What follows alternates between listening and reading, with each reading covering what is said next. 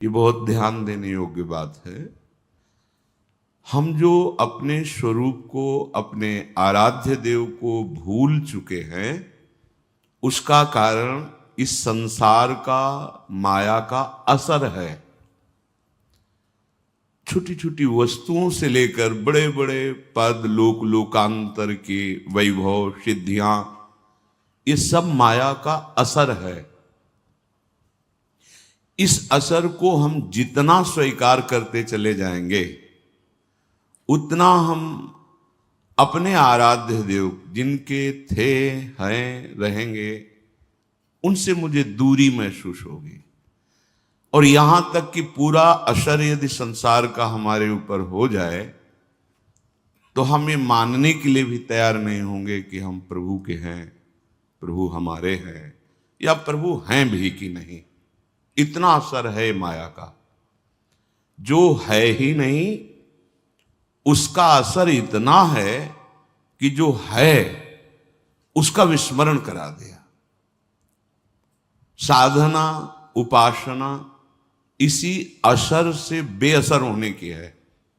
हमारे ऊपर किसी वस्तु का, व्यक्ति का, स्थान का असर न पड़े, किसी घटना का असर न पड़े, किसी द्वंद्व का असर न पड़े, तो आप जीवन मुक्त हो गए। जब तक किसी भी छोटी सी छोटी वस्तु का आपके ऊपर असर पड़ रहा है, असर पड़ना कोई ज्यादा घातक बात नहीं है, असर स्वीकार करना ये घातक बात है। आप समझ रहे हैं? सृष्टि में सब कुछ है, ना उसके बढ़ने से आपको कोई सुख मिल रहा है, न नष्ट होने से सुख मिल रहा है। आपका जहां अपनापन, स्वीकृति हुई, उसी का असर आपके ऊपर है। कहीं पूरा भूकंप आ गया, प्रांत का प्रांत गिर गया, हाँ थोड़ा हृदय से जब विचार करेंगे तो असर पड़ जाएगा, पर ऐसा नहीं पड़ेगा कि आप विक्षिप्त हो जाए। लेकिन आपका अगर एक कमरा भी गिर जाए तो असर पड़ जाएगा। आप जो स्वीकृति किए हुए हैं, जिस असर की जितनी मात्रा में, उतना ही आप बंधन युक्त हैं, दुखमय हैं, चिंतामय हैं, क्लेशमय हैं, अशांति में है। ये बहुत खास बात है। साधना का मतलब है पूरे विश्व ब्रह्मांड में भगवान की जितनी रचना है, इसका असर न रह जाए आपके ऊपर। तभी तो शांत एकदम भगवदाकार वृत्ति, वो आप है। ये आपका स्वरूप वर्णन किया जा रहा है। नित्य, शांत, आनंदमय, अभाव रहित, परम सुख राशि। ये असर विवेक के द्वारा बेअसर किया जाता है। जब आप सत्संग सुनते हैं, भगवान नाम जप करते हैं, भगवत आराधना करते हैं, तो आपकी बुद्धि परम पवित्र हो जाती है। परम पवित्र बुद्धि में जो विवेक प्रकट होता है, वो इन असरों से बचाता है, काटता है इन असरों को। आप जितना जो कुछ स्वीकार किएंगे, वही दुख दे रहा है, वही दुख देगा। बिल्कुल आपको किंचन मात्र किसी वस्तु, व्यक्ति, स्थान की आवश्यकता नहीं है। आपकी बुद्धि मलिन होने के कारण ये बात स्वीकार नहीं कर पाएगी कि आपको किसी भी वस्तु, व्यक्ति, स्थान की आवश्यकता नहीं है। आप कहेंगे प्राण पोषण के लिए, शरीर पोषण, ये सब आपने स्वीकार किया है माया को, इसलिए आवश्यकता, इसलिए चाह, इसलिए आप विक्षिप्त हो रहे हैं, दुखी हो रहे हैं, अशांत हो रहे हैं, मरण धर्मा हो रहे हैं, जबकि आप अविनाशी हैं। नहीं, आपको ब्रह्मबोध की बात तो, भगवद अंश तो हैं आप, भगवत दासत्व को प्राप्त करने का अधिकार तो है। आप इस असर पर ध्यान दीजिए। आप देखिए, प्रत्येक मिनट में कोई ना कोई वस्तु, व्यक्ति, स्थान, घटना, परिस्थिति, द्वंद्व आपको अपने असर में लेना चाहता है, अपना प्रभाव डालना चाहता है। हर क्षण साधक युद्ध करता रहता है। प्रत्येक पल हर वस्तु, व्यक्ति, स्थान, घटना को बेअसर करता रहता है। तभी उसको इस बात का परम लाभ मिलता है कि वो स्वराज्य सिंहासन पर विराजमान हो जाता है। स्वा, जो हमारा स्वरूप है, शंकर सहज स्वा, रूप संहारा, लाग समाधि, अखंड अपारा, अखंड अपार क्षमता भरी सुख वृत्ति उसके हृदय में उदय हो जाती है। हम कभी प्रभु से विलग नहीं हुए, अब भी प्रभु से विलग नहीं है, आगे हमें कोई नहीं कर सकता। ये हमारी गलती है, हम स्वीकार करते चले जा रहे हैं मायाकृत असर को। ये अंदर बैठा लिए आप, देखिए आप, जिस असर को आप जितना जोर देंगे स्वीकृति में, वो उतना ही प्रभाव डाल देगा। ये बड़े बड़े काम क्रोध आदि शत्रु ये असर तभी दे रहे हैं जब आप इनका असर स्वीकार कर रहे हैं, अपने में अभाव मानकर इनके द्वारा इस भाव में सुख मिलेगा। इस असर ने आपकी दुर्गति कर दी। अपने लोगों को आंतरिक विषय, ये सब चिंतन का विषय है। जो भगवत शरणागत जन होते हैं उनके चिंतन में भगवान देते हैं। ये भगवत प्रदत्त बात है जो आपको सुनाई दे रही है। असर, हम काम भाव में सुख देखते हैं तो काम का असर आ गया। अहम भाव की पुष्टता, कामना में बाधा, क्रोध आ गया। सांसारिक भोगों में सुख मिलता है इसलिए रुपया की आवश्यकता, लोभ आ गया। ये सब हमारे परिवार के प्यारे जन हैं, अंदर विराजमान प्रभु को न जानते हुए शरीरों में मोह हो गया। जो भी गुण वृत्ति आपके अंदर जागृत हुई, अभिमान कर बैठे। क्रिया को अभिमान के द्वारा स्वीकृत, मैं करता, जो वस्तु भोगी मैं भोगता, ये मेरे से आगे निकला जा रहा है। मात्सर्यता, ये माया के जो प्रधान प्रधान दोष हैं, इनका हमारे ऊपर असर तभी पड़ेगा जब हम इसको स्वीकार करेंगे। स्वीकृति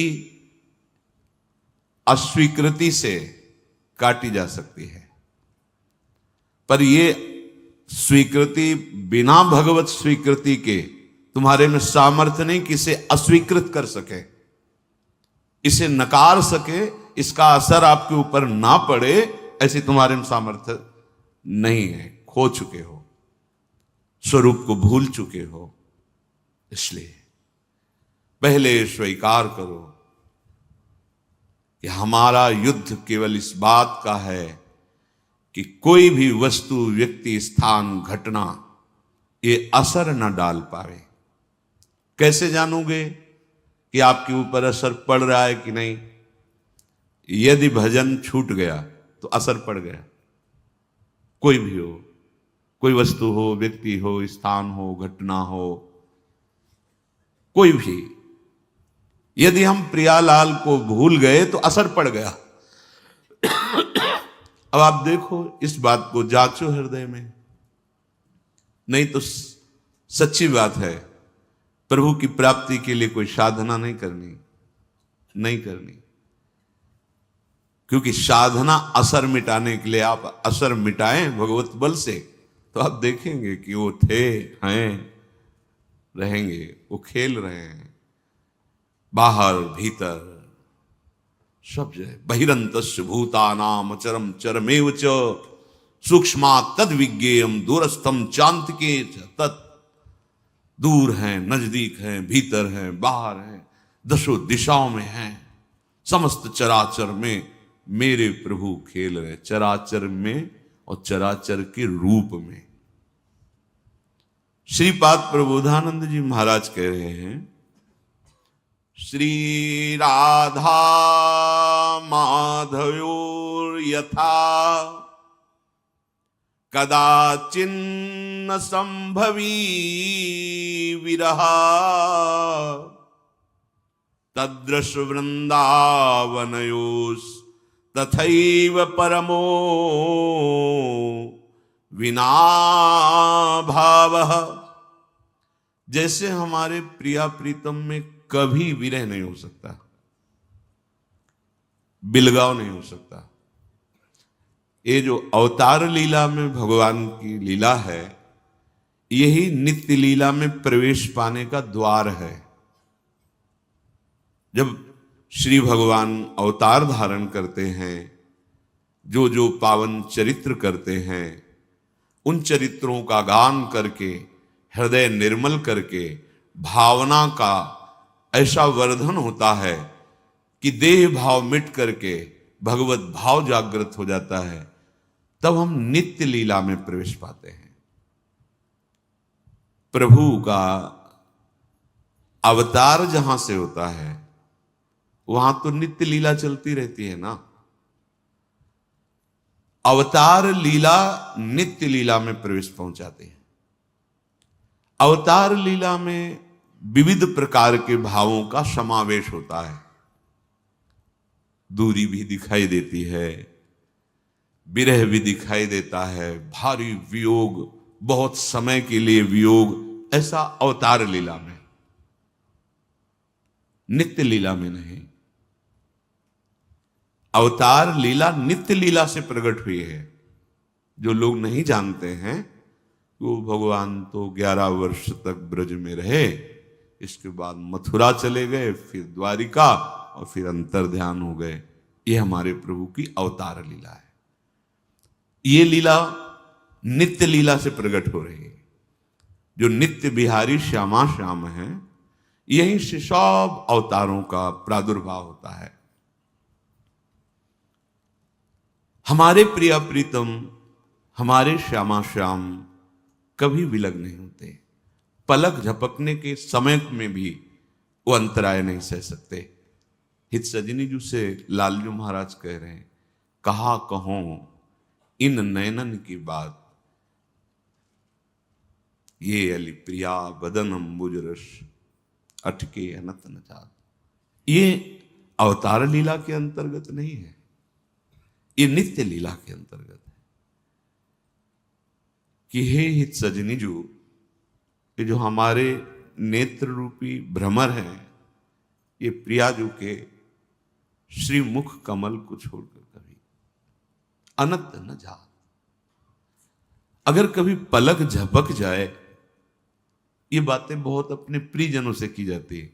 लालजू की बहुत प्राण प्रिय हित सजनी जो हैं, उनसे कह रहे, जब जब रुकत पलक संपुट लट अति आतुर अकुलात, लंपट लव निमेश अंतर ते अलप कलप सत सात।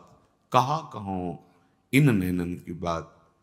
हित सजनी जो, अगर हमारी पलक झपक जाती है तो 700 कल्पों का जो वियोग दुख है, वो मुझे पलक झपकने में अनुभव में आता है। लालजू महाराज कह रहे। तो प्रियाजू क्या कह रही, हे हित सखी जो, मोको तो भावती ठोर प्यारे के नैनन में। मुझे तो प्यारे के नेत्रों में, ये नित्य बिहारी श्यामा श्याम की अवतार लीला जहां से प्रकट होती है। अब जिनको रसिकों का संग नहीं मिला तो नहीं समझ पाएंगे। ये शक्ति शक्तिमान का खेल नहीं है, ये अवतार लीला में शक्ति शक्तिमान का खेल होता है। यहां प्रेम के खिलौना दो, खेलत है प्रेम खेल। ये भगवत रसिक रसिक की बातें रसिक बिना को समझ सके ना। श्रीपाद कह रहे, बहुत बहुत ध्यान देने योग्य बात है। जैसे हमारे श्यामा श्याम में कभी एक पल का वियोग नहीं हो सकता। जब कभी, ये आपको सौभाग्य इसलिए मिल रहा है कि आप रज में बैठे हैं, नहीं ये चर्चा ना हमारी हिम्मत है और ना ये सबके सुनने का इतना सौभाग्य भी है। हमारी लाडली जो जब कभी लालजू के प्रेम में डूबकर अतिशय प्रीति होती, अंतर्गति ऐसे नेत्र कर लेती है, तो लालजू को इतना व्याकुलता होती है। ये प्रेमी जन ही, इसलिए चर्चाएं नहीं होती हैं। विठल विपुल देव जी महाराज सहचरी रूप में हैं, उनके चरण पकड़ते हैं लालजू बिहारी जी और कहते, सखी प्रियाजू का दृष्टि हटा लेना, ये मेरे से सहन नहीं हो रहा। हमें लगता है कि हमसे कोई त्रुटि हो गई जो लाडली जो दृष्टि हटा लिए। ये प्रेमी जन ही जानते हैं। भरत जी अपने भाव जब प्रकट करते हैं ना प्रेमी जन, तो उनका आज तक मैंने भगवान श्री राम को नेत्र भर कर नहीं देखा। क्या ये क्या है? वो चाह बढ़े दिन रहे, ये प्रेमी जन नहीं, न समझा सकते हैं न बोल सकते हैं, वो केवल प्रेमी हृदय जानते। लालजू महाराज श्री लाडली जू के इतना केवल नेत्र, और वो उन्हीं के प्रेम में डूबी हुई है। जो सहचरी है, कितनी सामर्थ है इस पद में। लालजू महाराज, बिहारी जी महाराज, विठल विपुल देव जी महाराज जो सखी रूप में उनके चरण पकड़ कर कहते हैं कि आप सहा नहीं जा रहा।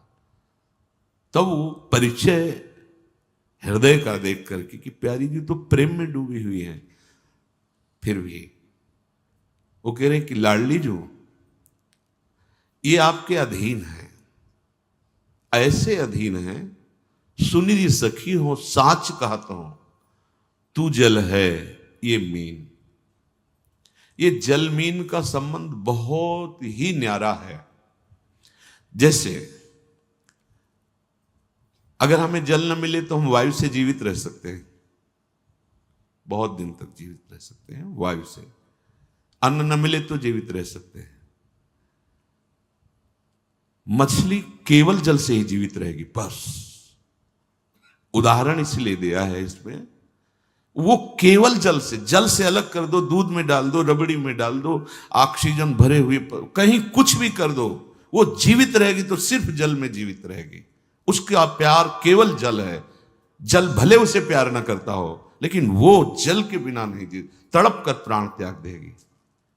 क्या कह रहे हैं? सुनिधि सखी हो साच कहते हो, सखी तुमसे सच्ची कहते हो, तू जल है ये मीनवत।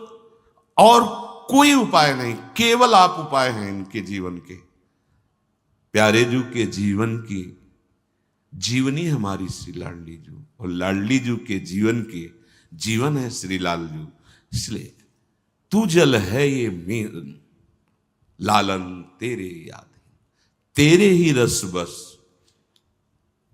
ये अवतार लीला में नहीं है पूर्ण रूप से, वहां देखने को नहीं मिलेगा, क्योंकि वहां रस राज प्रभु है, रस राज है।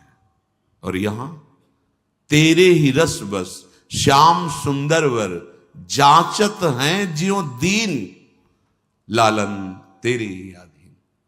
एक पलक झपकने के लिए भी अंतराय।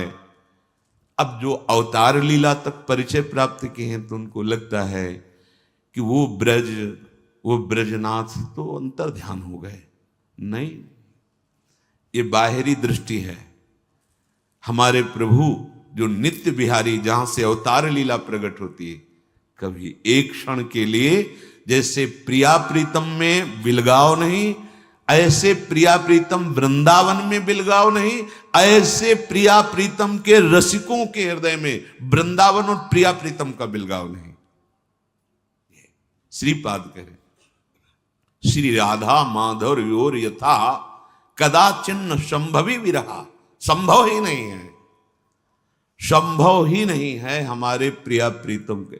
जैसे आपको पद मिले रस भरे, चल सुंदरी बोली वृंदावन, कामिनी कंठ लाग किन राजे, तू दामिनी मोहन नूतन घन।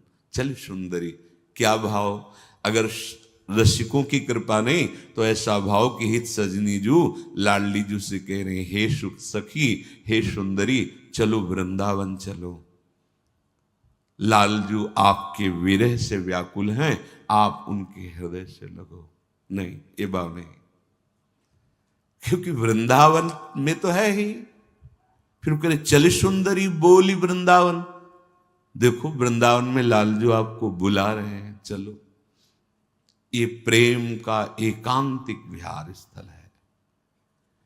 समीप ही बैठे हुए हैं, समीप, इतने समीप की अंक स्थिति पिदयते किमपि प्रलापम हा मोहनेत मधुरम विदधत्य अकस्मात, गोद में।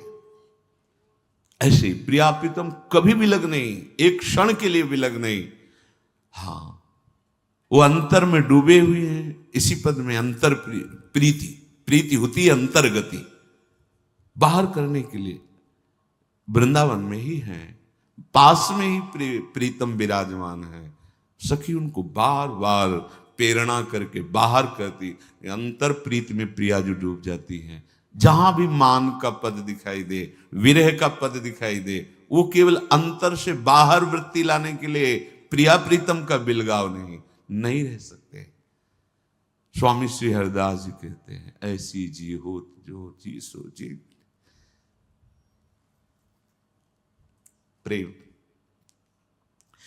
प्रिया जो जब आपको नेत्रों से देखते हैं तो पूरे श्रीअंग में विराग्नि जलती। बिहारी जी कह रहे हैं, श्री स्वामी हरदास।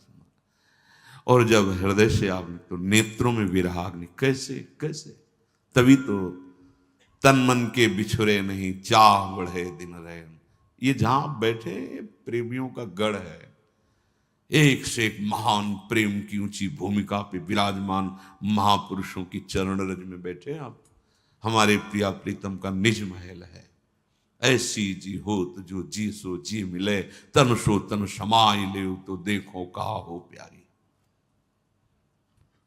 तो जैसे हमारे प्रिया प्रीतम में कभी विरह नहीं, तो आप एक और गूढ़ बात समझ लो, कभी संयोग भी नहीं।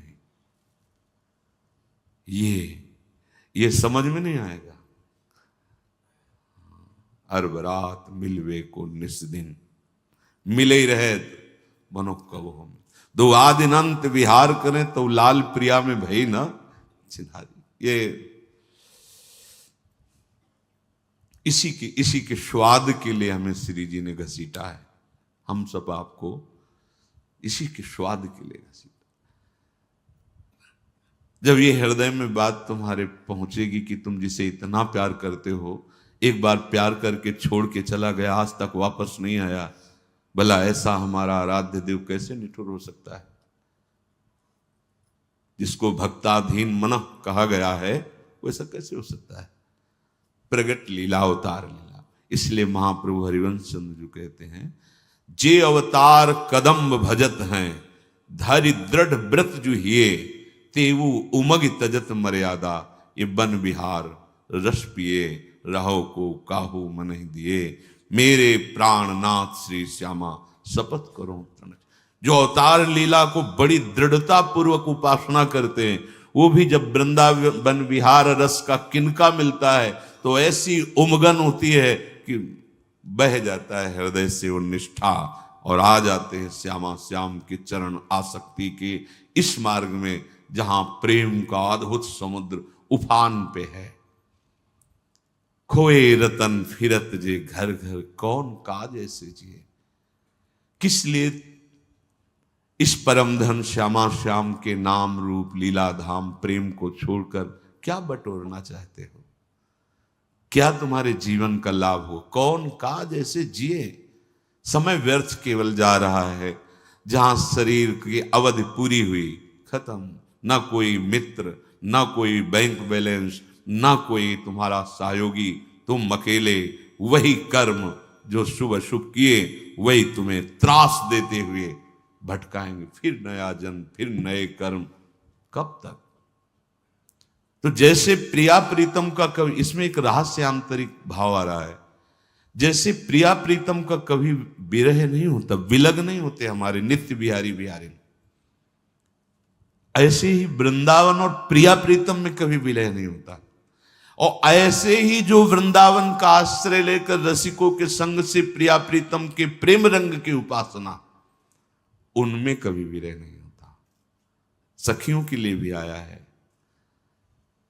नैनन मग होए पान करत दिन, रात दिन नेत्रों के मार्ग से इस महाप्रेम रस का पान करती है।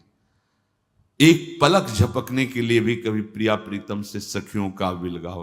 तो आप कहोगे सेवा, अरे उनके स्वरूप ही प्रिया प्रीतम में है। कोई रोम ऐसा नहीं जो श्यामा श्याम में ना हो। कोई ऐसा थोड़ी कि प्रिया प्रीतम वहां विराजमान है और वो कहीं और नहीं। अरे उपासक के मानस पटल पर छा जाते हैं, फिर वो तो सिद्ध वपु सहचरी है।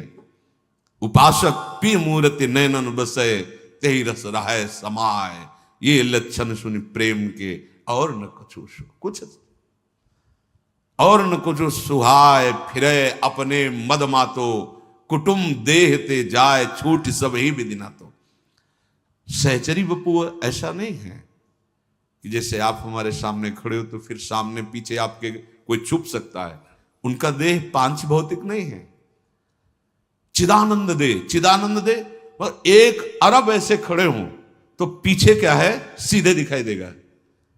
दिव्य बपू वहां जैसे दीवाल, ये सब पांच भौतिक है, ये सब बाधा है।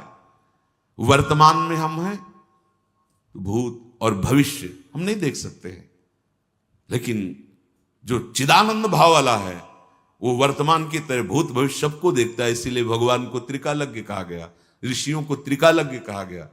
फिर ये तो इससे भी ऊपर प्रेम की महामहिमामयी बात। एक क्षण के लिए कभी प्रिया प्रीतम से इतना भी दूर कोई सखी नहीं है, कोई सखी नहीं है। देखने को तो विविध पोशाकों में विविध सेवाओं को लिए हुए सखी, एक मन, पूरी निकुंज में एक मन।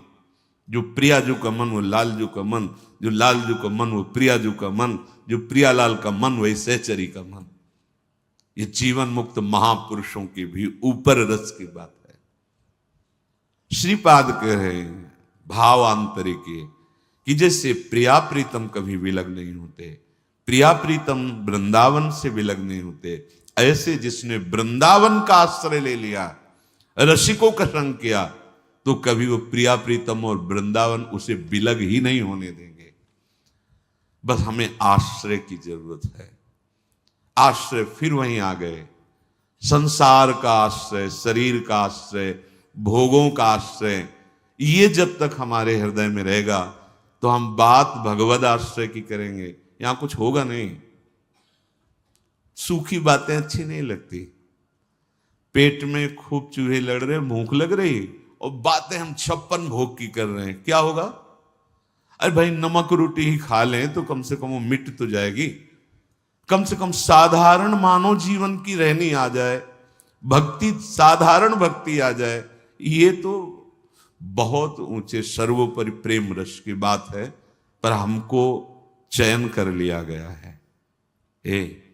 इस बात को मत भूलना, हम अनाधिकारी हैं, अयोग्य हैं, पर हमें इस रस के लिए चयन कर लिया गया। सच्ची मानिए, आपको स्वीकार करना होगा। नहीं, आप यहां नहीं आ सकते हैं, आप ये नहीं सुन सकते हैं, आप राधा नाम नहीं बोल सकते हैं, आप राधा चरणारविंद से चिन्हित इस रज में नहीं बैठ सकते हैं। ये प्यारी जू ने आपको चयन किया। जब मालिक चयन कर रहे हैं तो फिर अपने क्या चिंता करनी। वैसे तो हम उनके योग्य नहीं, पर उन्होंने पसंद कर लिया। अब ये उनकी मौज की बात है। अब हमारी केवल एक बात रह गई है कि जिन्होंने हमें पसंद किया है, जिनकी हम अनंत जन्मों से खोज कर रहे हैं, इन्हीं की खोज कर रहे हैं। जिस दिन संसार का असर मिट जाएगा उस समय तुम्हारे हृदय में ये सब हलचल समाप्त हो जाएगी। दुख सुख मान अपमान लाभ हान द्वंद जितने, इसी को मिटाने के लिए हम खोज कर रहे हैं। उस परम सत्य की, उस परम अविनाशी की, उस परम सुख की, जब हमें मिटा दे इस द्वंद्वों के भावों से। हमारा जो भाव गलत बन गया द्वंदात्मक जगत में, ये सबकी समझ में नहीं आ गया। अध्यात्म है, सबकी समझ में आएगा रुपया कैसे बढ़े ये बताओ, हमारा काम कैसे बने ये सब घटिया स्वप्नवत, ये सब घटिया स्वप्नवत है। अब उनको समझाने के लिए नीचे की धरा में उतर के बात करनी पड़ती। कुछ भी मिल जाए तुम्हें, जब तक प्रभु नहीं मिलेंगे तब तक तुम्हें विश्राम नहीं मिलने वाला। कुछ भी बन जाओ, ब्रह्मा बन जाओ, इंद्र बन जाओ, कुछ भी, भटकना नहीं मिटेगा। प्रभु की बड़ी कृपा है कि भटकना मिटने वाला समय आ गया है हमारा। अब भटकना नहीं है। अब हमें प्रभु की प्राप्ति ही करनी है। कल के प्रसंग में चल रहा था जैसे एक स्मृति, दूसरा स्मृति निरंतर चलाने के लिए नाम जप, तीसरा भगवान की बड़ी कृपा है और मुझे इसी जन्म में भगवत प्राप्ति होगी, और चौथी बात सब में श्री भगवान हैं। ये पहली स्वीकृति साधक के हृदय में होती है। फिर सब स्वयं श्री भगवान ही बने हुए हैं। उसके आगे कह रहे हैं कि यदि आपके हृदय में ये बात जीवन में नहीं आई तो चूक हो जाएगी। भगवान ने गीता जी में कहा है अद्वेष्टा सर्वभूता नाम। पूरी सृष्टि में देख लीजिए किसी के प्रति आपकी दुश्मनी तो नहीं है। श्री जी की प्राप्ति के लिए तैयारी करो। जो कल चर्चा उसके आगे का है विषय अद्वेष्टा सर्वभूता नाम। किसी भी संसार के किसी भी व्यक्ति से तुम्हारी दुश्मनी तो नहीं है। अगर एक से भी होगी तो बिगड़ जाएगी पूरा सिद्धांत हमारा। बहुत सावधानी से सुनो। किसी भी प्राणी के साथ किसी भी प्रकार से यदि मन में तुम्हारे द्वेष बन चुका है फौरन निकालो। उसका उपाय है, अनुभव का उपाय है। जहां वो सामने दिखाई दे मन से प्रणाम करो, सर भी झुकाओ। तुम्हें अपना काम बनाना है, वहां भगवान ही है, दूसरा नहीं है। और जब एकांत में उसका चिंतन हो तो तत्काल आंतरिक प्रणाम करो, प्रभु आप मुझे बचा लो, प्रभु आपसे द्वेष हो रहा है। नाथ आपकी बाहरी ऐसी चेष्टाएं हैं कि मैं समझ नहीं पा रहा हूं और आपसे हमें द्वेष हो रहा है, दोष दर्शन हो रहा है, अंतर और बाहर दोनों से। अंतर में जब आवे तो तत्काल उसको प्रणाम करो। वृत्ति में आएगा वो और जलन पैदा होगी। बार बार आपको क्षमा मांगनी, मेरे से गलती हो रही प्रभु, मैं आपको ना जानकर आपसे द्वेष कर रहा हूं। और बाहर जब सामने आवे तो पूज्यपाद सिउड़िया बाबा जी ने कहा जो तुमसे द्वेष करे ना बोले, अपनी तरफ से उससे राधे राधे बोलो। राधे वो जो कर रहा है उसका असर आपके ऊपर नहीं होना चाहिए। आपको इस द्वेष का असर काटना है।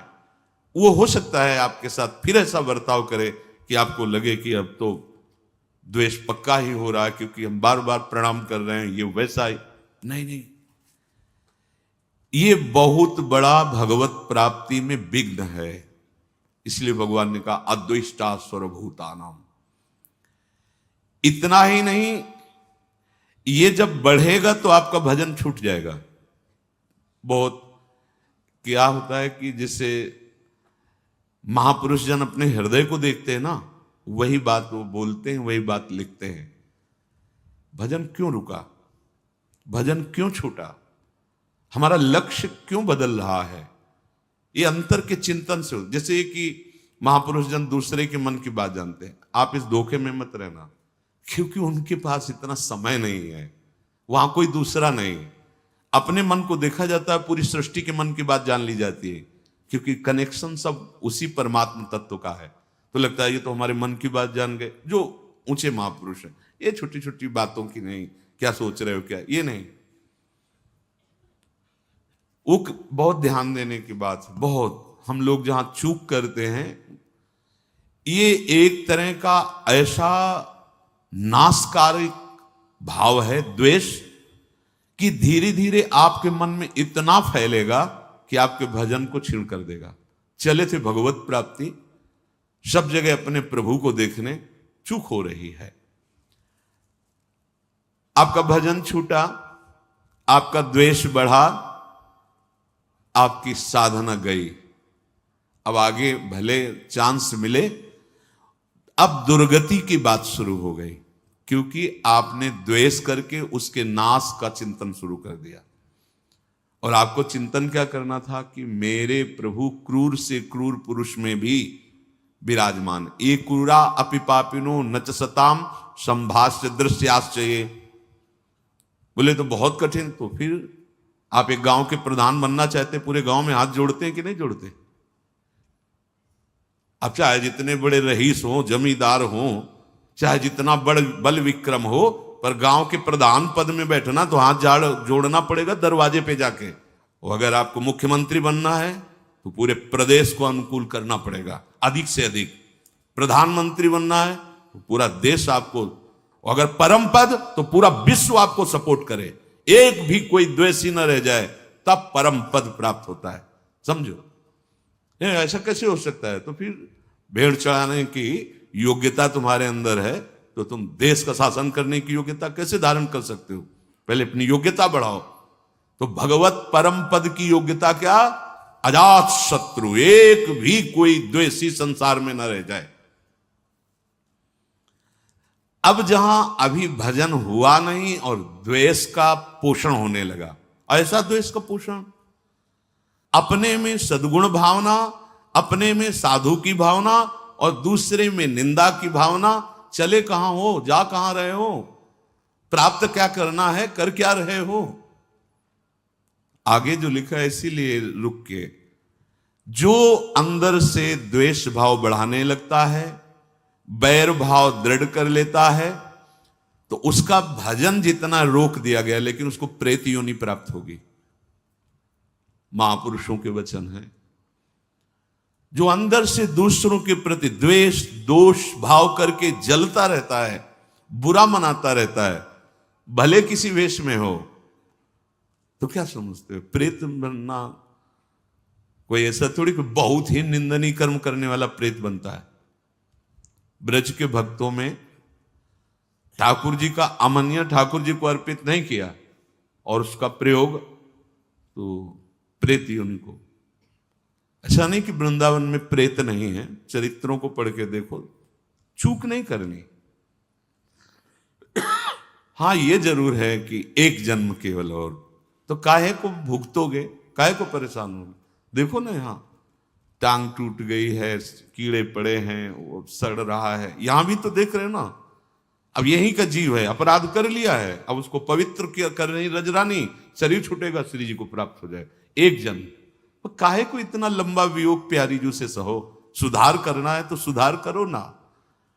यदि तुम्हारे हृदय में भजन रुक गया, द्वेष बढ़ गया, और ये पक्का हो जाएगा, निंदा होने लगती है। पाप कर्म करने से भजन करने में विक्षेप पड़ने लगता है, लेकिन अपराध हो जाने पर भजन रुक जाता है। ये अपराध के अंतर्गत आता है द्वेष। ये बहुत सूक्ष्म विषय है और ये बहुत आयत रहता है हृदय में। वो बिल्कुल आपसे कुछ न कहे, लेकिन आपसे आगे बढ़ा जा रहा है, ये बर्दाश्त नहीं होगा और निंदा शुरू हो जाएगी। अरे आए काहे के लिए हो? क्या करने आए हो? क्या कर रहे हो? अपने से प्रश्न करो, क्या जानने आए हो? क्या पाने आए हो? उन्नति किसे कहते हैं, अवनति किसे कहते हैं? ये परिचय आप अपने अंदर देखो, बाहर थोड़ी देखना है। मेरी बात मान लेना, मैंने द्वेष करने वालों को, सिद्ध महापुरुष के वचन हैं, भीषण प्रेत बनते देखा है। एक, आपको इसमें संशय न हो इसलिए कह रहा हूं, एक बड़े धनी, उनके भाई आए और उन्होंने कहा कि हमें अगर कुछ लाख रुपए मिल जाएं तो अमुक अमुक व्यापार कर लेंगे, फिर धीरे धीरे वापस कर देंगे। उनको लगा कि ठीक है भाई, चलो ऐसा कर लेते हैं। उन्होंने दिया और उनके तो मन में था ना कि मेरे भाई हैं, तो वापस नहीं किया और उनका शरीर पूरा हो गया। जिन्होंने दिया था महात्मा ने, वो इसी योनि को प्राप्त हुए और स्वप्न में आकर एक विशेष किसी महापुरुष को बताया कि मेरे से गलती हो गई, आप कृपा करके किसी भी तरह शासन करके वहां से पैसा मंगवा करके संतों के भंडारा में लगा दीजिए, मेरी मुक्ति हो। जरा सा भी शास्त्र विरुद्ध बर्ताव ऐसा नहीं कि आप मनमानी आचरण करते रहें और आप भगवत प्राप्त हो जाएं, या आप बड़े पद पे हैं तो मनमानी आचरण कर सकते नहीं। आप सावधान होकर सुने, जो दूसरों से द्वेष करता है, वैर की वृद्धि करता है, ईर्ष्या करता है, मात्सर्य करता है, उसको प्रेत योनि प्राप्त होती है, और प्रेत योनि प्राप्त होने के पहले उसको नरक में यंत्रणा मिलती है। यह हम इसलिए नहीं कह रहे कि आप भयभीत हो जाओ भगवत मार्ग से, इसलिए कह रहे हैं कि फिसलो नहीं, सावधान हो जाओ। हमें यह निश्चय करना है कि जब हम भगवत प्राप्ति के मार्ग में चलें तो किसी से द्वेष नहीं करना। कई बार आपको सत्संग में सुनाया है कि लाला बाबू का रंगनाथ जी के सेठ से थोड़ा सा मनमुटाव पहले था, उसके कारण पूज्य बाबा जय कृष्णदास जी ने विरक्त भेष मंत्र कहने पर भी नहीं दे रहे थे। तब उनको बार बार लग रहा था मैं गुरु आज्ञा में चल रहा हूं, विरक्त लंगोटी केवल लगाने लगे थे, केवल एक लंगोटी और भिक्षा पात्र बस, और बड़े भारी धनी मानी सेठ थे। विचार किया कि मेरे से कोई तो गलती हो रही। हाँ, रंगनाथ जी की सेठ से लाख डांटा, आंतरिक द्वेष, जाके भिक्षुकों की पंक्ति में खड़े हो गए। उसी दिन रास्ते में ही आते हुए बापू जी बाबा ने कहा लाला बाबू आज तुम्हें विरक्त भेष दे देंगे। समझिए, छोटा सा भी द्वेष एक महापुरुष स्वीकार नहीं कर रहे, विरक्त भेष और निज मंत्र देने के लिए, हमें परम पद देने के लिए। कैसे हम किसी से द्वेष करें, किसी का दोष दर्शन करें, ये सावधानी के लिए। किसी भी प्राणी के प्रति हमारे मन में द्वेष न रह जाए, इसीलिए भगवान ने आगे उसमें कहा मैत्रः करुण एवच, अद्वेष्टा सर्वभूतानाम मैत्रः करुण एवच। मित्रता का भाव और करुणा का भाव ये तुम्हारे दोष और द्वेष को नष्ट कर देगा। सबसे मित्रता का भाव। अब मित्रता का भाव यदि नहीं समझ पाओगे तो फंस जाओगे कि वो हमसे द्वेष कर रहा है, वो गलत आचरण में, अब हमको आदेश मिला है मित्रता का। मित्र कौन है हमारा? प्रभु श्री कृष्ण। सब में भगवत भाव। बाहरी लीलाएं नाथ आप जानो, हम उसके निर्णायक नहीं हैं। नारायण स्वामी तेरे भावे जो कलो भरो बुलो संसार, नारायण तू बैठ के अपनो भवन विहार। और करुणा, मैत्र करुण एवच। अगर इस तरह से भाव नहीं समझ तो करुणा कि अभी भगवान की कृपा कोई नहीं समझ पा रहे हैं, इसलिए हे करुणा निधान आप इन पर कृपा करो, इनको सद्बुद्धि दो, ये आपके चरणों की प्रीति प्राप्त करें। आप अगर ऐसी भावना करेंगे बहुत जल्दी आपके अंदर द्वेष नष्ट हो जाएगा। दो तो बहुत जोर की बात है। पहले तो हमें प्रणाम करना है उनको। पहले तो ये बिल्कुल अहम गलित करने के लिए बहुत जरूरी है, और ये हमारे साथ होगा ही होगा। बहुत ज्यादा दूरी नहीं होगा, बहुत नजदीक होगा। ये प्रश्न बहुत नजदीक रखे जाते हैं। हो सकता है आपके सामने वाले कमरे में ही वो हो, या आपके बगल में ही बैठने वाला हो, ऐसे ही रखा जाएगा। ऐसा नहीं रखा जाएगा कि अगले मोहल्ले में, तुम इस गली से निकल जाओ कभी मिलेगा नहीं, ऐसा नहीं रखा जाएगा। रोज तुम्हें वहीं रहना है और वहीं सामने देखना है, तब तुम्हारा द्वेष नष्ट किया जाए, तब उपासना का भाव विवेक समझो कि काम कर रहा है। महाप्रभु चैतन्य देव जी श्री सनातन गोस्वामी को जब उपदेश किया तो इस उपदेश के बाद कहा कि इसके आगे और कुछ है ये हम नहीं जानते। बहुत सार की बात।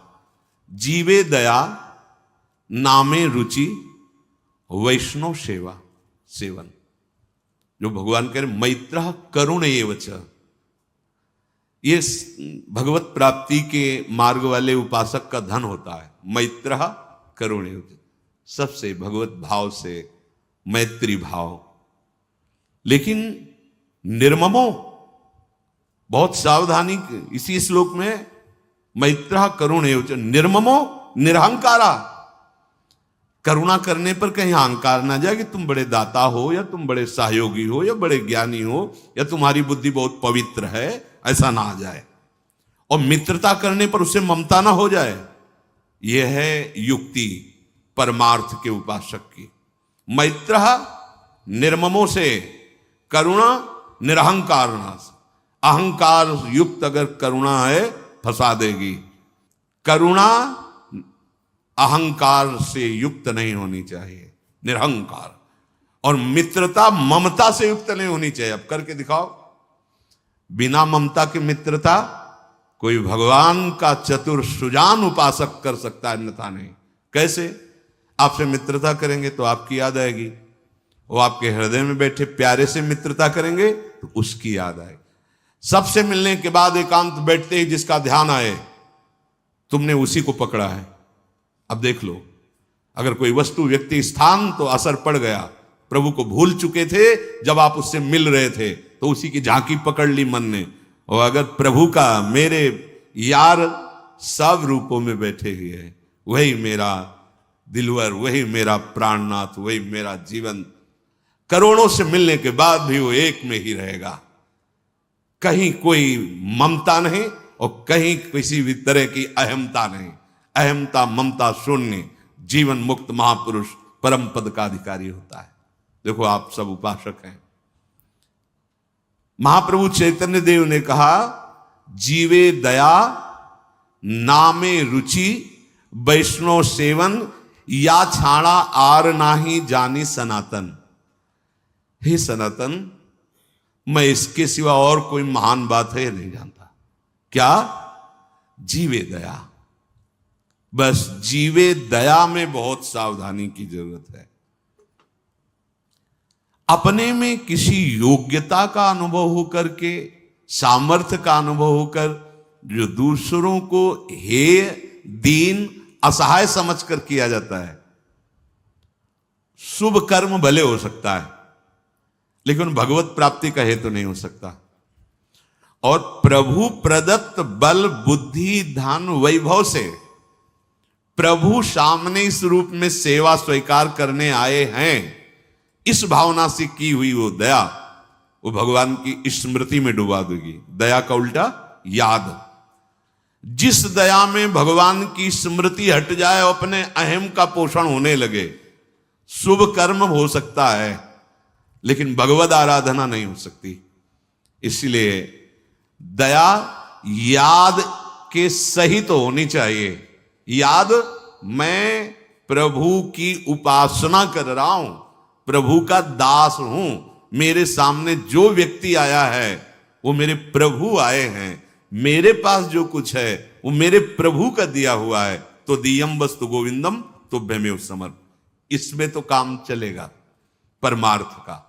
और जरा भी जैसे भरत जी ने कि मैंने इस अनाथ बच्चे की रक्षा की, अगर मैं वहां ना होता तो ये जल प्रवाह में मर जाता, अगर अब मैं इसे छोड़ देता हूं तो गोल बांध करके भेड़ी आदि जो घूमते वो खा जाएंगे, मेरा कर्तव्य है। मैं इसकी भूल गए कि जिस हरि की प्राप्ति के लिए अपने परिवार, राज परिवार, राजकुमारों का पूर्ण समर्पण कर दिया कि वो हरि देखेंगे, वो इस बच्चे को इतनी आसक्ति हो गई कि याद छूट गई। पढ़ के भागवत देख लो, याद छूट गई हरि की और याद में आ गया हिरन, तो अगला जन्म हुआ हिरन का।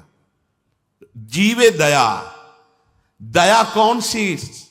जो याद युक्त हो, ये याद हो कि हम किसकी सेवा कर रहे हैं, अपने प्रभु की, और ये याद हो कि मैं हूं कौन, प्रभु का दास, और ये याद हो कि मेरा कर्तव्य क्या है, हर समय भगवत स्मृति में रहना। भगवत तब तो ठीक, दया बिना साधु कसाई, और दया करी तो आफत आई। बहुत संभाल के इस दया। सबसे पहला परम कर्तव्य धर्म उपासक के हृदय में हृदय द्रवित होता है तो दूसरों को सुख देने का आता है। इस पर अगर तो फिर वो फिसल जाएगा। इसकी एक ही पहचान है, भगवद याद अगर भूल रही है तो तुरंत वापस होइए। ये दया तुम्हें फंसा देगी। और जिसमें स्मृति चल रही भगवान की और सामने भगवत भाव है और आप जिस वस्तुओं से सेवा कर रहे हैं वो भी भगवान की दी हुई, आप इसी से परम पद प्राप्त कर लेंगे। अब ये चतुरता भगवान के भक्तों के संग से, भगवान की आराधना से बुद्धि में आती है। नामे रुचि। नाम जपना और नाम में रुचि होना, ये बहुत बड़ी अंतराय की बात है। जिससे नाम जपते हैं हमारा कल्याण हो जाए, हमारे पाप नष्ट हो जाएं, दुख मिट जाए, बहुत अच्छा है, प्रशंसनीय है। इसी भाव से चलो, तुम्हारा मंगल हो जाएगा। पर यहां जो कह रहे हैं वो इस भाव का नहीं है। ये पाप नष्ट हो जाए, हमारा दुख मिट जाए। नहीं, ये रुचि। जैसे बहुत कई दिनों का प्यासा व्यक्ति हो तो उसकी पानी में रुचि प्रकट हो जाती है, और मुझे रबड़ी दो तो अच्छा नहीं लगेगा, पानी। ऐसे हमारी रुचि नाम में हो। कब जानेंगे नाम में रुचि? देवर्षि नारद जी, तदर्पिता अखिलाचारिता तद्स्मरणेन परम व्याकुल ते। हमारा हृदय अगर नाम छूटने लगे तो व्याकुल होने लगे तो जान लो। गोस्वामी श्री तुलसीदास जी दोहावली में कहते हैं, तुलसी प्रीति प्रतीति सो राम नाम जप जाग, किए होई विधि दाहिनो, देई अभाग्य ही भाग। सब परेशान है, मेरा भाग्य बड़ा दुखद है, मेरे भाग्य में क्या लिख गया। जैसे लोग चल पूरा जीवन हो गया दुख भोगते हुए। ये गोस्वामी जी कह रहे, तुम मेरी बात पर विश्वास करो, इसी विश्वास से प्रेम प्रकट हो जाएगा। यदि तुमने नाम जप रूपी यज्ञ शुरू कर दी तो तुम्हारे जो भाग्य में लिखे हुए अंक है ना, दुख देने वाले, महान संकट, विपत्ति, पराजय, हम बहुत प्रयास करते हैं लेकिन सफल नहीं हो पाते। हम ऐसा, तुम्हारा प्रयास ही क्या है? असत प्रयास। कहीं गंदे जल से हाथ तुम पवित्र कर सकते हो क्या? असत प्रयास से असत कर्मों को काटकर उन्नति को प्राप्त हो सकते हो क्या? नहीं। तो सत प्रयास करो। क्या सत प्रयास? बोले राम नाम जप जाग, जप यज्ञ, नाम जो हमारे प्रभु का नाम है, आप उसे क्या होगा? बोले तुम्हारे पहला काम करेगा, भाग्य पलटेगा तुम्हारे।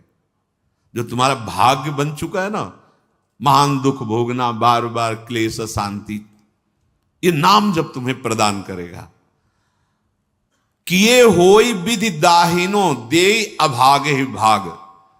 जो हमारे प्रतिकूल सब कुछ है ना, वो सब दाहिने अनुकूल हो जाएगा, केवल नाम जप करके देख लो।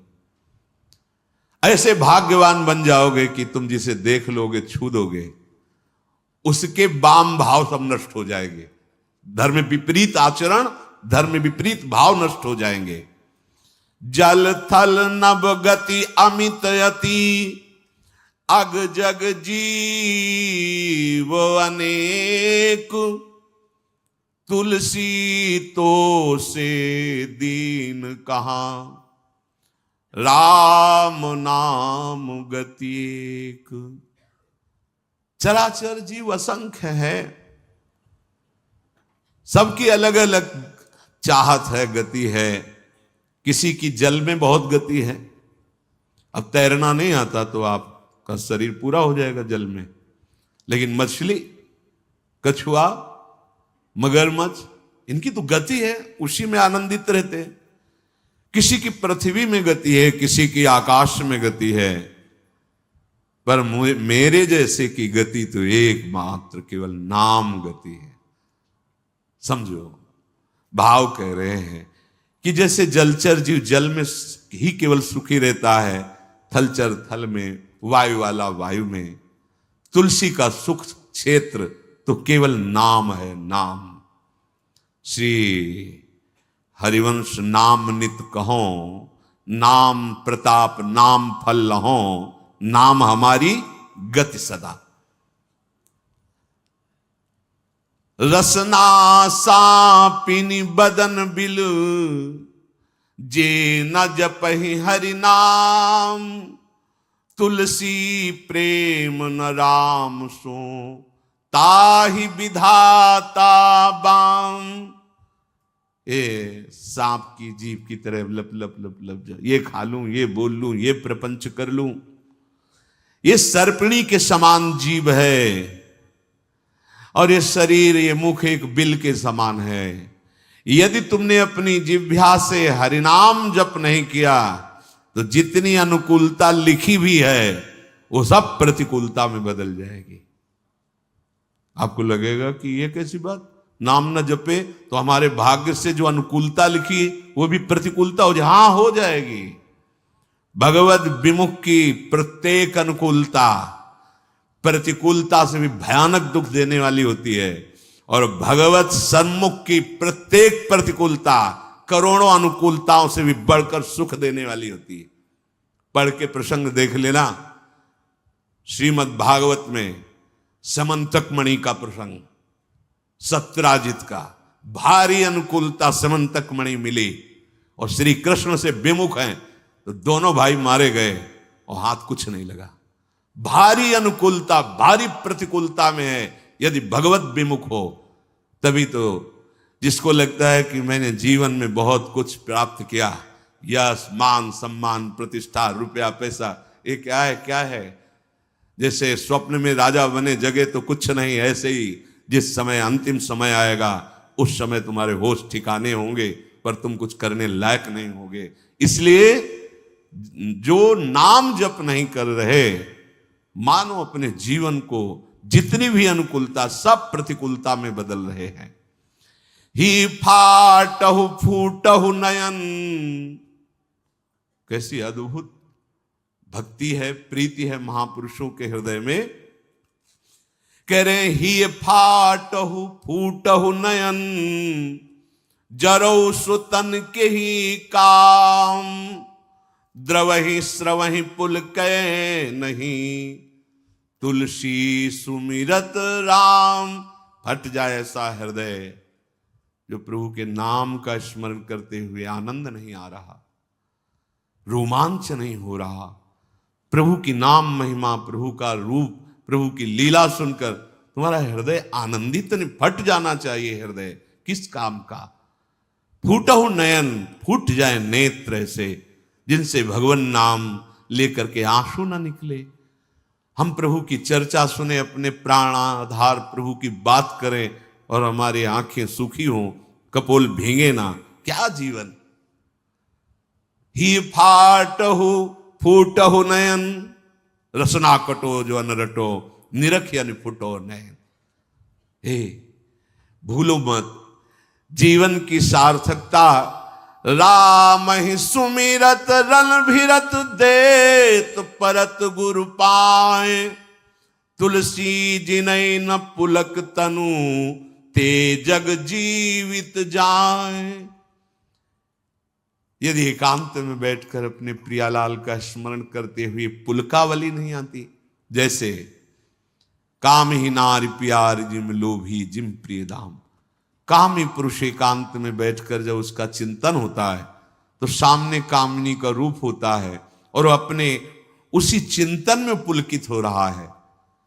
ऐसा ही प्रेम हमें प्रभु से हो जाए। जैसे एक लोभी पुरुष, धनी जो कंजूस स्वभाव का है, अपने धन का चिंतन करके बड़ा सुख अनुभव करता है। इतना बैंक बैलेंस, इतना और जोड़ लेंगे, इतना, कम से कम इतना हमें नाम में प्रेम हो जाए। गोस्वामी जी कह रहे, जो गुरुदेव भगवान को प्रणाम करते समय, प्रभु का नाम सुमिरन करते समय और दूसरे की सेवा का अवसर आने के समय उत्साहित नहीं हो जाते हैं, एक प्रफुल्लता, अहो भाग्य, गुरु चरणों में प्रणत होने का सौभाग्य, अहो भाग्य, आज इस बीमार शरीर की सेवा करने का सौभाग्य, अहो भाग्य, आज हमें भगवत यश गाने का सौभाग्य, नाम कीर्तन करने का सौभाग्य। बोले जिनके ऐसे समय में पुलकावली नहीं आती, आनंद नहीं आता, तो धिक्कार है उनके जीवन को, वे जीवित मृत के समान है। नाम जीवे दया, नामे रुचि और वैष्णव सेवा। ये जो वैष्णव सेवा है, इसको हम इस भाव में ले लेते हैं कि खिला पिला दिया या वस्त्र दे दिया तो ये वैष्णव सेवा हो गई। ये एक बाह्य सेवा का अंग है, इसे पूर्ण सेवा नहीं कहते। जैसे वैष्णव सेवा तो एक दो ऐसे भगत की, फिर हम एक दिन रोज एक संत का बना के दे, ये बाह्य सेवा है। अच्छा है, करो, भगवान तुम्हें दिए हैं तो ऐसा, बका पूर्ण सेवा इसे नहीं कहते। पूर्ण सेवा, ध्यान से सुनिए, पूर्ण सेवा होती है जब हम किसी भी संत महापुरुष की आज्ञा के अनुसार अपने जीवन को चलाते हैं। अगर हमारा संग अच्छा, वो संग केवल मनुष्य शरीर का ही नहीं, वो वस्तु का हो सकता है, वो स्थान का हो सकता है, खान पान का हो सकता है, साहित्य का हो सकता है, दृश्य का हो सकता है, इंद्रियों का हो सकता है, अच्छा या बुरा संग।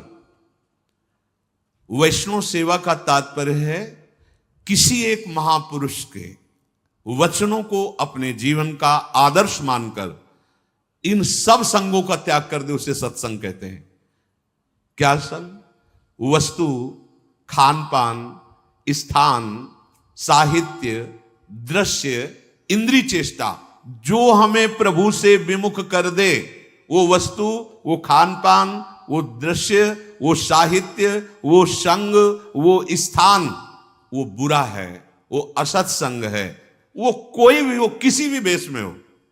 बहुत ध्यान से देखना, वैष्णव सेवा का तात्पर्य है किसी भी महापुरुष के उसके वचनों के अनुसार, क्योंकि हम सबके वचन तो एक साथ पालन नहीं कर सकते, तो किसी एक महापुरुष को अपना आदर्श प्रत्येक उपासक मानता है। एक जीवन में आदर्श महापुरुष होते हैं। जैसे सन्यास मार्ग में चले तो पूज्यपाद सिउड़िया बाबा जी, सबकी सुनना है, पर साथ में जैसे औषधि रखी जाती है, ऐसे पूज्यपाद उड़िया बाबा के उपदेश नामक ग्रंथ जीवन में साथ रहा है।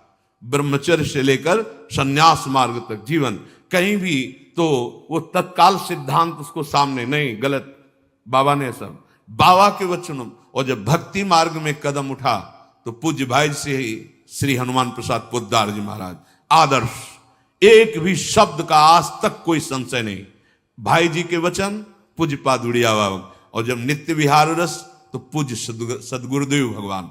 एक भी आचरण, एक भी सेकंड के लिए विश्ववर संग रहे, कहीं कोई शास्त्र प्रतिकूल आचरण नहीं।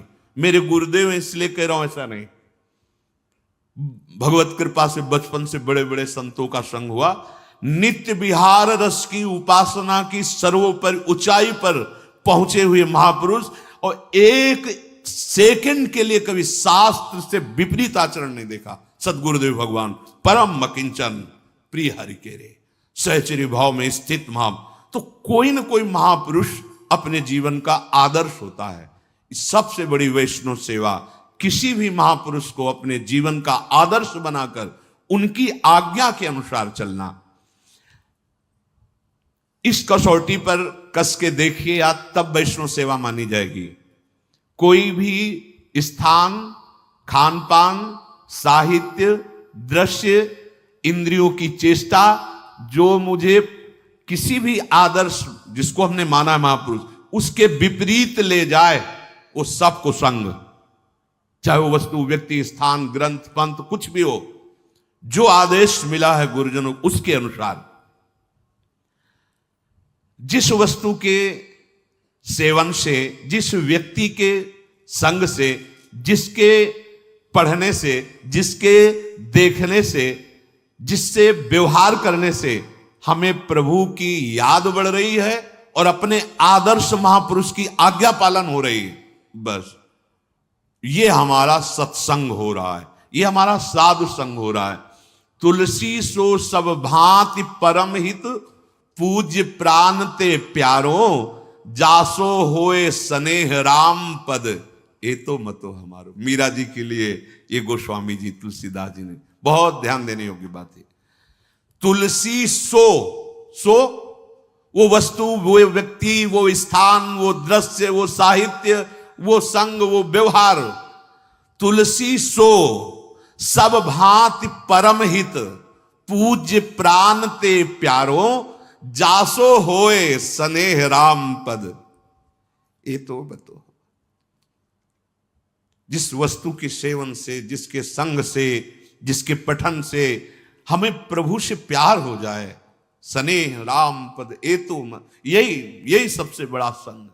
हम कुसंग का मतलब केवल व्यक्ति का संग समझते हैं, नहीं। हर वस्तु, व्यक्ति, स्थान, वो जिसके संग से हमारे प्रभु प्रीति टूटे, प्रभु का स्मरण छूटे, हमारे गुरुजनों का आदर्श छूटे, जो हमें आज्ञा करी वो कुसंग है, उसका सर्वतोभाव त्याग कर देना चाहिए। यदि बड़े से बड़ा अपमान, बहुत ध्यान देना, बहुत अमृतमयी बात है, बड़े से बड़ा अपमान, बड़े से बड़ा दुख तुम्हें भगवान की याद में डुबो दिया तो धन्य है वो अपमान और धन्य है वो दुख, और धिक्कार है उस सम्मान और सुख को जिसने भगवान की विस्मृति करा दी। बात पकड़ो। तुलसी सो सब भांति परम हित, पूज्य प्राण ते प्यारो। वही प्राणों से प्यारा, मनो भयानक दुख है, लेकिन राधा राधा राधा तो बलिहार है इस दुख की, जो राधा राधा रटा रहा है। बलिहार है उस तिरस्कार, अपमान, निंदा की, जिसने मुझे भगवान का मार्ग दे दिया, और धिक्कार है उस सम्मान और दुलार और उस प्यार को जिसने प्रभु से विमुख करके भोगों में फंसा दिया। बात को समझो। साधु सेवा या गुरु सेवा या वैष्णव सेवा का अर्थ क्या है? उनकी आज्ञा पर चलना, और उनकी आज्ञा से हमें कोई गिरा दे, वो कोई भी हो। आप कहां सतबार महेशु, तजो न नारद कर उपदेशु। यह है साधु सेवा, यह है वैष्णव सेवा। यदि बड़ा से बड़ा दुख हमें हमारे प्रभु हरि के चरणों में बैठाल दे, तो इससे बड़ा सुख क्या हो सकता है? और सच्ची मानो, ये दुख ही एक औषधि ऐसी है जो एक रास्ता खोलती है हरि का, लेकिन माया ऐसे बंद रखती है और इधर ही भटकाती। जब हर जगह ठोकर मिलती है, तब उसे अपने उस यार की याद आती, कोई है जो अहतुकी प्यार करने वाला है। तो कौन है? वो हरि है, वो कृष्ण है। देख लो, जब चिंतामणि की ठोकर लगी तो बिल्व मंगलाचार्य बन गए। हाँ, जहां आसक्ति होती है और वहां अपमान और तिरस्कार मिलता है, तो हरि का दरवाजा खुल जाता है। आ जाओ मेरे पास। कितने कृपालु हैं। मुझे हृदय से उस परिस्थिति का, उस दुख का, उस अपमान का स्वागत करना है जो मुझे प्रभु की याद में डुबो दे। संसार का बड़ा सा बड़ा सम्मान, भोग, वैभव जो मुझे प्रभु से अलग कर दे, तो जरऊ सो संपत्ति सदन सुख, सुहृद मातु पितु भाई, सन्मुख होत जो राम पद करई न सहस सहाय। आग लगे ऐसी संपत्ति में, ऐसे सम्मान में, ऐसे पद में और ऐसे प्यार दुलार में, चाहे वो कोई भी हो, जो मुझे मेरे भगवान से विमुख कर दे, तो आग लगे ऐसे संबंध में। जरऊ सो संपत्ति सदन सुख, भारी से भारी संपत्ति, भारी से भारी गृह सुख, और सुहृद मातु पितु भाई। प्रहलाद जी पिताश्री कह के साष्टांग प्रणाम किए थे हिरण्यकश्यप को। जब वो हरि का द्रोह करने लगे तो दैत्यराज कह के संबोधन के, दैत्यराज, बिल्कुल भय नहीं।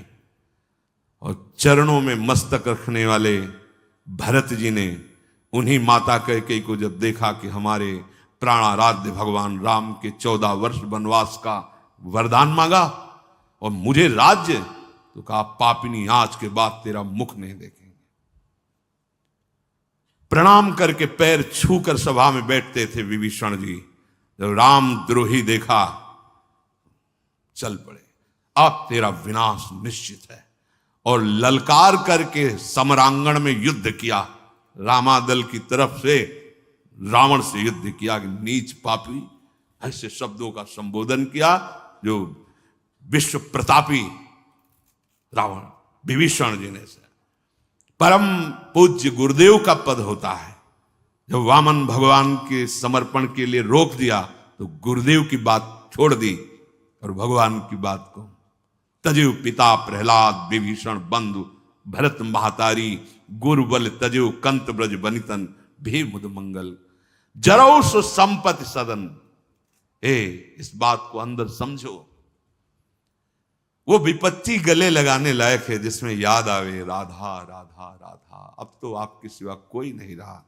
बलिहारी है उस परिस्थिति की और उस विपत्ति की जिन्हें मुझे प्रियाजू का बना दिया, जिसने मुझे राधा नाम रटने का सौभाग्य प्रदान किया। और धिक्कार है उस सुख को, उस भोग को, उस पद को, उस सुहृद संबंधियों को जिनसे मैं भगवान से विमुख हो जाऊं, भगवत विस्मरण हो जाए, जो प्रभु से अलग कर दे। जरौ संपत्ति सदन सुख सुहृद मातु पितु भाई, सन्मुख होत जो राम पद करे न सहस सहाय। वो सब सुख आग लगाने लायक हैं जो हमें प्रभु से विमुख कर दे। इसलिए साधु संग या वैष्णव सेवा का स्वरूप यही कि हम उनकी आज्ञा के अनुसार अपने जीवन को इस कसौटी पर कसते रहें कि किस वस्तु व्यक्ति स्थान के संग से प्रभु का विस्मरण होता है, किस वस्तु व्यक्ति स्थान के संग से प्रभु का स्मरण होता है। जिससे विस्मरण होता है वो कुसंग, और जिसमें स्मरण होता है उसे सत्संग। आज के सत्संग का सार, जैसे प्रिया प्रीतम का परस्पर कभी वियोग नहीं होता, प्रिया प्रीतम वृंदावन का वियोग नहीं होता, ऐसे ही हमारा कभी प्रिया प्रीतम और वृंदावन से वियोग नहीं हो सकता यदि हम किसी से द्वेष ना करें, किसी के दोषों का वर्णन न करें, क्योंकि पर दोष दर्शन पर निंदा यही हमें प्रभु से विमुख करती है। और सबसे जीवन का परम लाभ हम किसी महापुरुष के वचनों पे अपने जीवन को कसौटी पे रख ले